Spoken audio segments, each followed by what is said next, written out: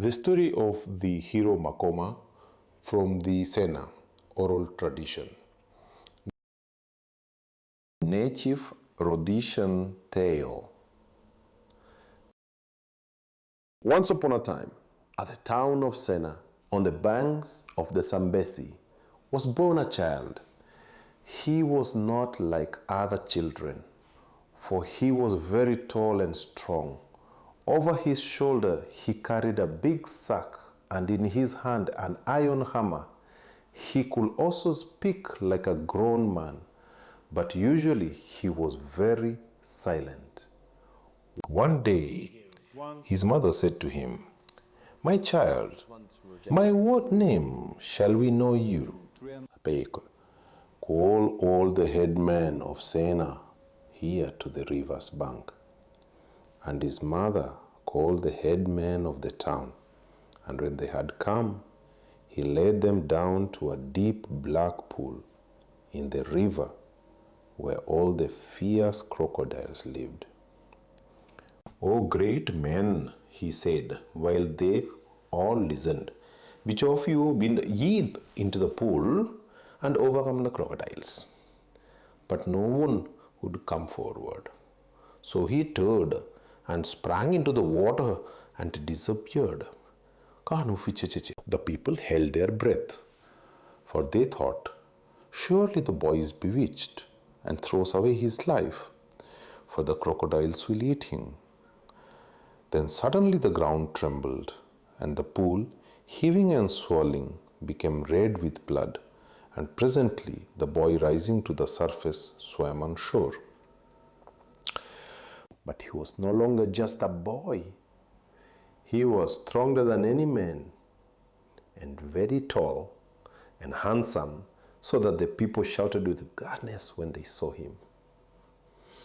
"And now, O my people," he cried, waving his hand, "you know my name. I am Makoma, the Greater.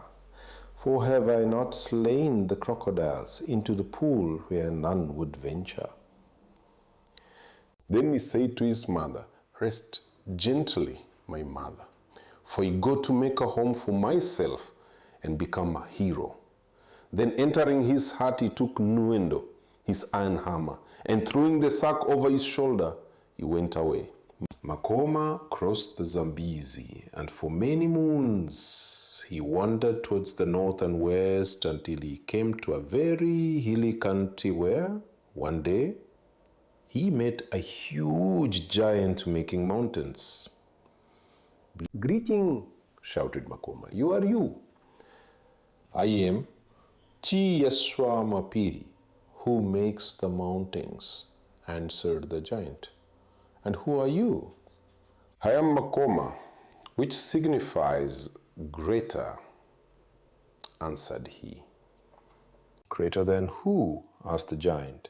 "Greater than you," answered Makoma. Lekola Kampavi, the giant gave a roar and rushed upon him. Makoma said nothing, but swinging his great hammer, Nuendo, he struck the giant upon the head.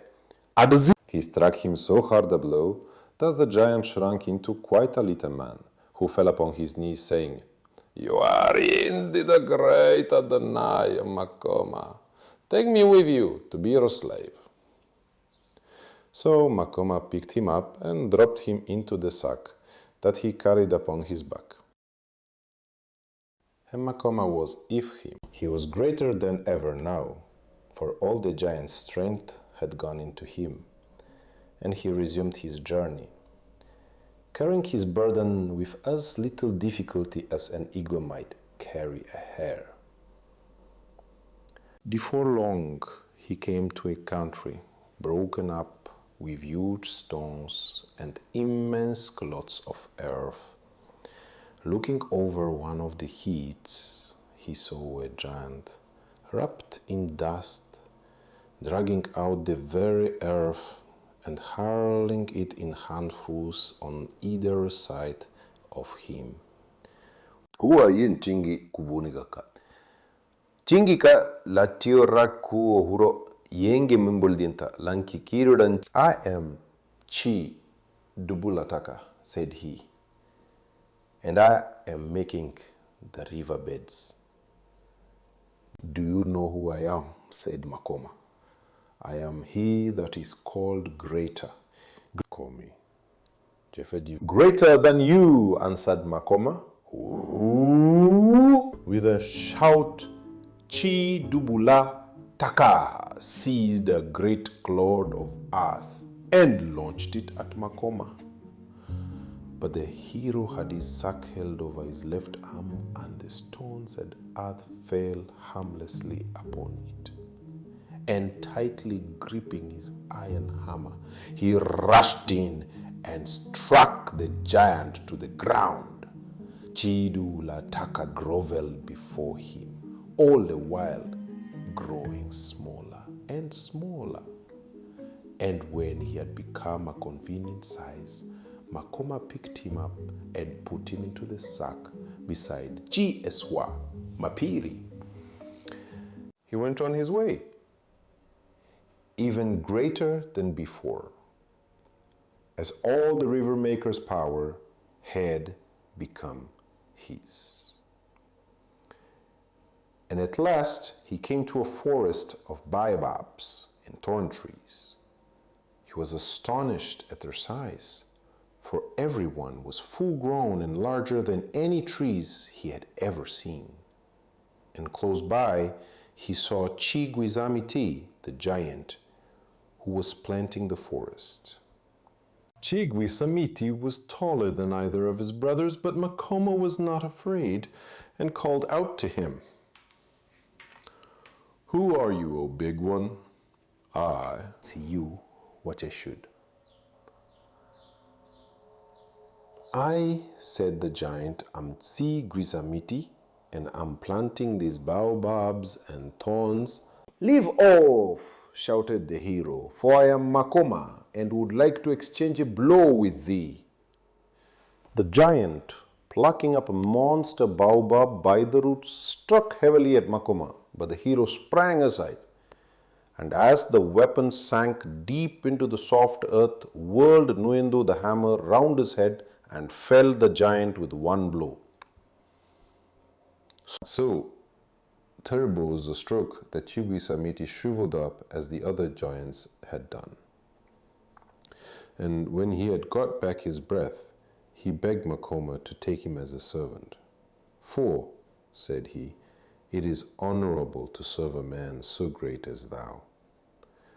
Makoma, after placing him in his sack, proceeded upon his journey, and traveling for many days, he at last reached a country so barren and rocky that not a single living thing grew upon it. Everywhere reigned grim desolation. And in the midst of this dead region, he found a man eating fire. What are you doing? Demanded Makoma. I am eating fire, answered the man, laughing. And my name is Chi Idiamoto, for I am the flame spirit and can waste and destroy what I like. You are wrong, said Makoma, for I am Makoma, who is greater than you, and you cannot destroy me. The fire eater laughed again and blew a flame at Makoma, but the hero sprang behind a rock just in time, for the ground upon which he had been standing was turned to molten glass like an overbaked pot by the heat of the flame spirit's breath. Then the hero flung his iron hammer at Chi Idiamoto, and striking him, it knocked him helpless. So Makoma placed him in the sack Worono with the other great men that he had overcome.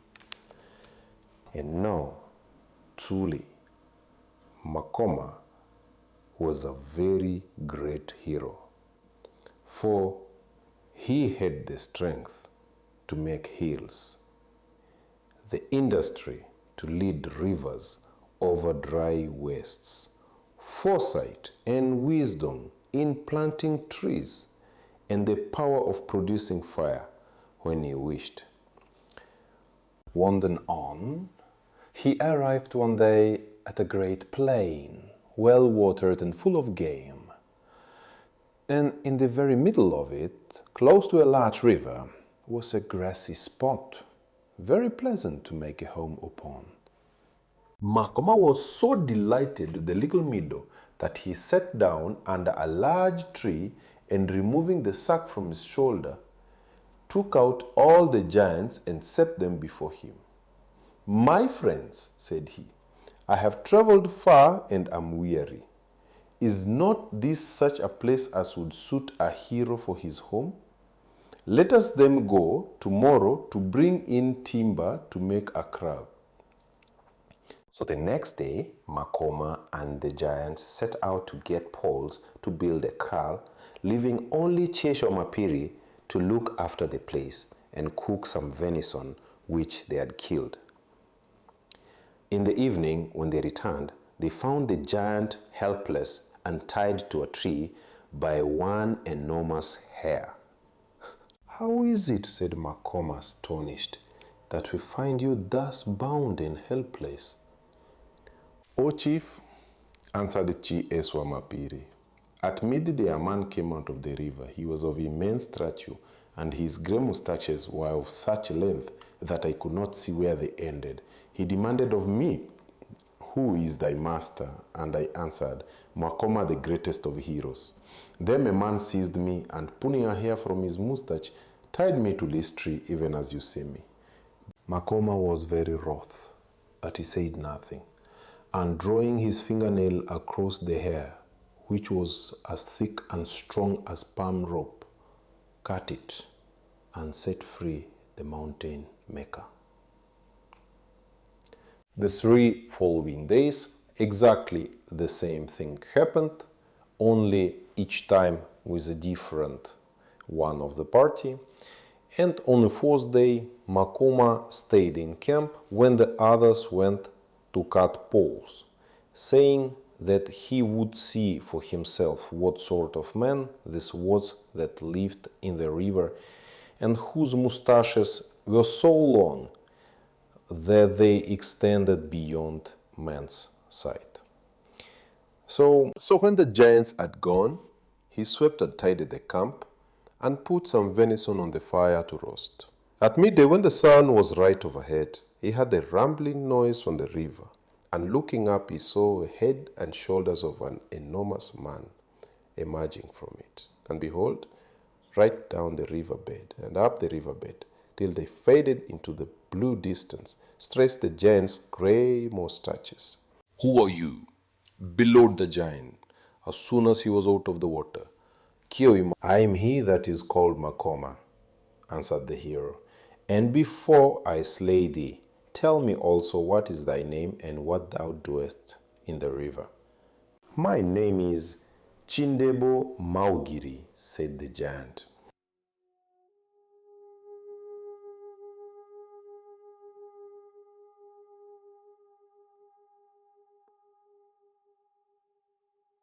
"My home is in the river. For my moustache is the grey fever mist that hangs above the water, and with which I bind all those that come unto me, so that they die."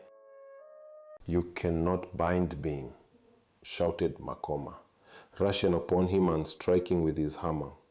But the river giant was so slimy that the blow slid harmlessly off his green chest. And as Makoma stumbled and tried to regain his balance, the giant swung one of his long hairs around him and tripped him up. For a moment, Makoma was helpless, but remembering the power of the flame spirit which had entered into him, he breathed a fiery breath upon the giant's hair and cut himself free. As Chindebu Maugiri leaned forward to seize him, the hero flung his sack worono over the giant's slippery head, and gripping his iron hammer, struck him again. This time the blow alighted upon the dry sack, and Chindebu Maugiri fell dead. When the 4 giants returned at sunset with the poles, they rejoiced to find that Makoma had overcome the fever spirit, and they feasted on the roast venison till far into the night. But in the morning when they awoke, Makoma was already warming his hands to the fire, and his face was gloomy. "In the darkness of the night, O my friends," he said presently, "the white spirits of my fathers came upon me and spoke, saying, 'Get thee hence, Makoma, for thou shalt have no rest until thou hast found and fought with Sakatirina, who had 5 heads, and is very great and strong. So take leave of thy friends, for thou must go alone.'" Then the giants were very sad and bewailed the loss of their hero. But Makoma comforted them and gave back to each the gifts he had taken from them. Then, bidding them farewell, he went on his way. Makoma traveled far towards the west, over rough mountains and waterlogged morasses, fording deep rivers, and tramping for days across dry deserts where most men would have died, until at length he arrived at a hut standing near some large peaks, and inside the hut were 2 beautiful women. "Greeting," said the hero. "Is this the country of Sakatirina of 5 heads, whom I am seeking?" "We greet you, O great one," answered the women. "We are the wives of Sakatirina. Your search is at an end, for there stands he whom you seek." And they pointed to what Makoma had thought were 2 tall mountain peaks. "Those are his legs," they said. "His body you cannot see, for it is hidden in the clouds." Makoma was astonished when he beheld how tall was the giant. But nothing daunted, he went forward until he reached one of Sakatirina's legs, which he struck heavily with no handle. Nothing happened, so he hit again and then again, until presently he heard a tired, faraway voice saying, "Who is it that scratches my feet?" And Makoma shouted as loud as he could, and said, "It is I, Makoma, who is called greater." And listened, but there was no answer. Then Makoma collected all the dead brushwood and trees that he could find, and making an enormous pile round the giant's legs, set a light to it. "Bui batahubushe." This time the giant spoke. His voice was very terrible, for it was the rumble of thunder in the clouds. "Who is it?" he said, making that fire smolder around my feet. "It is I, Makoma," shouted the hero, "and I have come from far away to see thee, O Sakatirina, for the spirits of my fathers bade me go seek and fight with thee, lest I should grow fat and weary of myself." There was silence for a while, and then the giant spoke softly. "It is good, O Makoma," he said, "for I too have grown weary. There is no man so great as I, therefore I am all alone. Guard thyself." And bending suddenly, he seized the hero in his hands and dashed him upon the ground.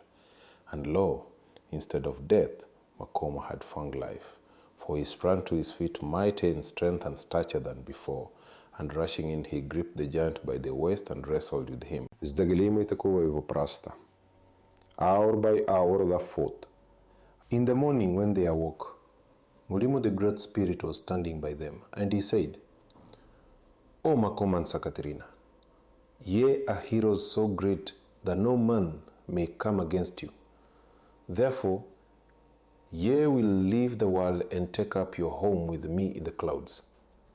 And as he spake, the heroes became invisible to the people of the earth and were no more seen among them.